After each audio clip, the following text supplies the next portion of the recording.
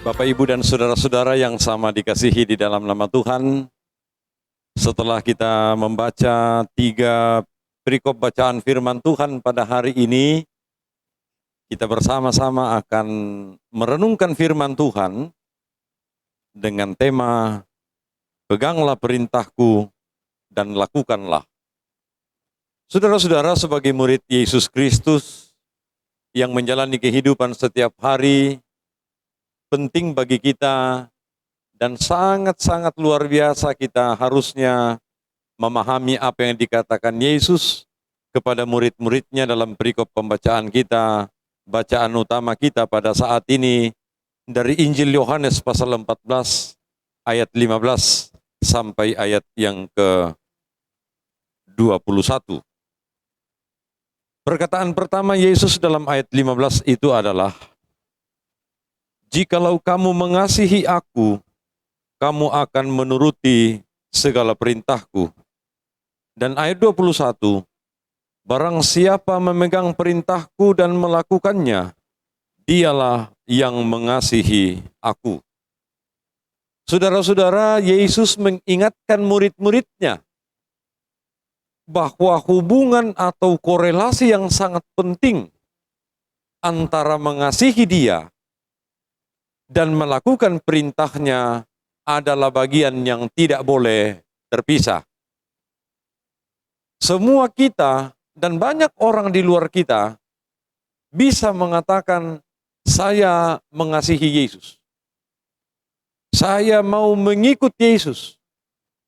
Tetapi persoalannya, saudara-saudara, adalah apakah kita melakukan dengan setia perintahnya di sepanjang keberadaan kehidupan kita. Kalau ungkapan seperti itu kita maknai secara lebih dalam, saudara-saudara, maka sebenarnya pada hari Minggu ini atau satu minggu ini kita akan menggumuli firman Tuhan dan mempertanyakan kepada kita sekaligus motivasi apa kita dalam mengasihi dan mengikuti Yesus Kristus dalam kehidupan kita. Kalau kita kembali ke bacaan utama kita pada saat ini, situasinya adalah ketika pada saat itu Yesus merasa penting sekali untuk mengingatkan murid-muridnya tentang motivasi apa yang ada dalam hati dan pikiran murid-murid Yesus itu untuk mengikuti Dia. Bukan apa-apa, saudara-saudara, karena ternyata sebelum peristiwa perikop ini dan sesudah peristiwa dalam perikop ini, terjadi berbagai hal yang tidak sesuai yang dikatakan oleh Yesus, yang dilakukan oleh murid-muridnya dalam perikop pembacaan kita pada hari ini.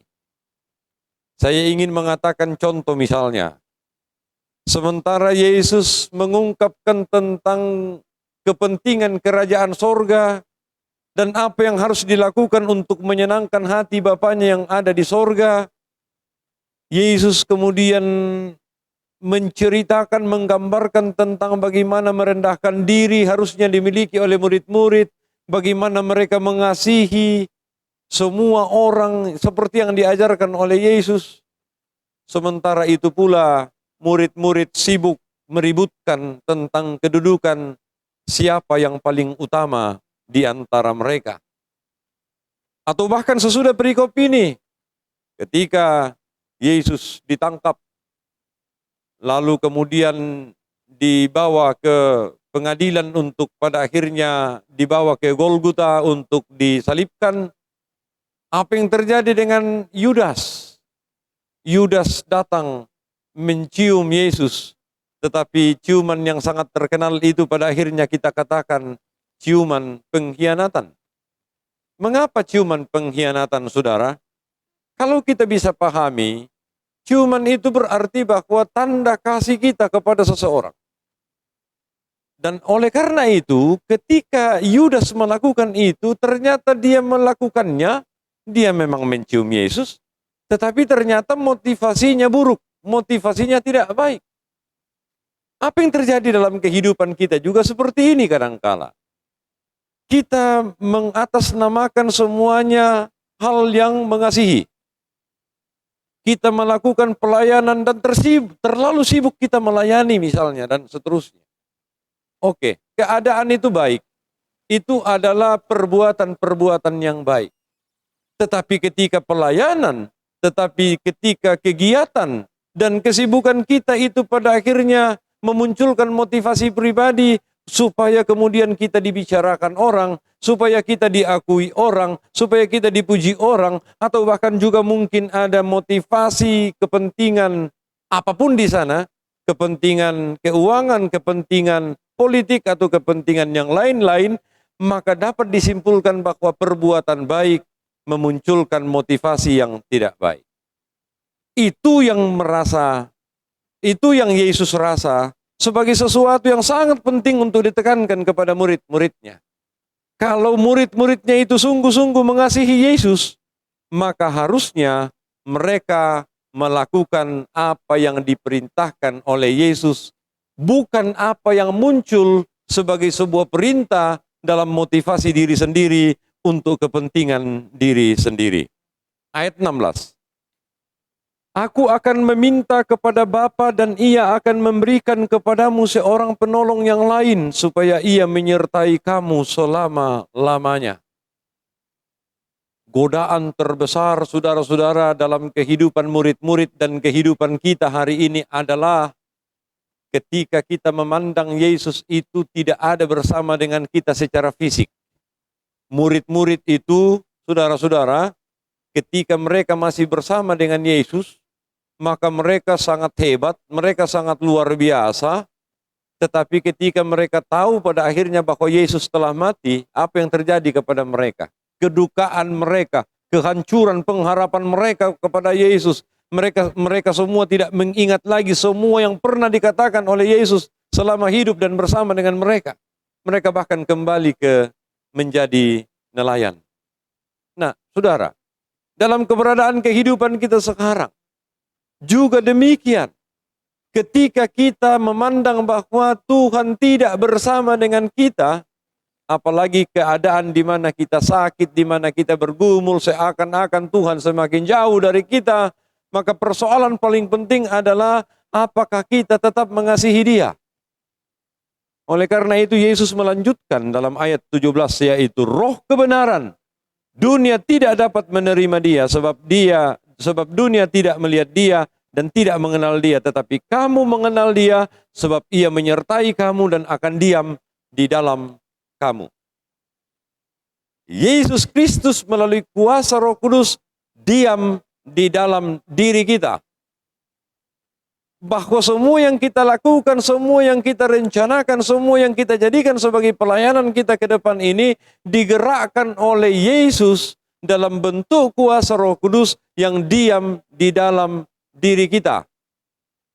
Dan oleh karena itu tidak ada sesuatu apapun yang kita lakukan ke depan sesuai dengan kepentingan kita sendiri. Kalaupun kita mengharapkan pujian dari orang lain, biarlah kita balikkan itu menjadi pujian kepada Allah saja. Supaya dengan demikian, apa yang dikatakan oleh Yesus di sini, sungguh-sungguh dapat berjalan sesuai dengan kehendaknya melalui perintahnya kepada kita semua. Ayat 18. Aku tidak akan meninggalkan kamu sebagai yatim piatu, aku datang kembali kepadamu. Tinggal sesaat lagi dan dunia tidak akan melihat aku lagi, tetapi kamu melihat aku sebab aku hidup dan kamu pun akan hidup. Dua ayat ini memberikan jaminan yang luar biasa kepada kita hari ini sekalipun kita menghadapi pergumulan saat ini. Contoh yang paling dekat saudara-saudara. Sejak penyebaran virus ini dan hari-hari ini berjalan semakin menakutkan, kita memulai di masa yang lalu ketika penyebaran itu baru sedikit saja kita memulai dengan ibadah di rumah. Sampai hari ini saudara-saudara, masih banyak orang yang membicarakan memang ya berbeda suasananya antara ibadah di gedung gereja dengan ibadah di rumah. Saya mau bertanya kepada kita, apanya yang berbeda saudara-saudara? Suasananya itu hanya kita saja yang pikirkan dan kita saja yang sesuaikan. Intinya adalah Yesus mengatakan dalam bagian ini, Aku akan pergi, tetapi aku akan datang. Aku pergi dan akan datang untuk apa? Supaya kamu tahu bahwa apa yang kita lakukan ini adalah pekerjaan-pekerjaan hidup. Bukan untuk kepentingan kita. Kalau untuk kepentingan kita, pekerjaan itu pasti tertuju pada sesuatu yang mati, sia-sia. Tetapi kalau kita mengerjakan sesuatu pekerjaan untuk kemuliaan Tuhan, sekalipun kemudian Yesus tidak bersama dengan kita secara fisik, tetapi di dalam kuasa Roh Kudus itu, kita diajarkan untuk mampu melakukan berbagai hal, dan kemudian kita tidak akan pernah merasakan perbedaan itu lagi dalam hidup kita, termasuk suasananya atau situasinya.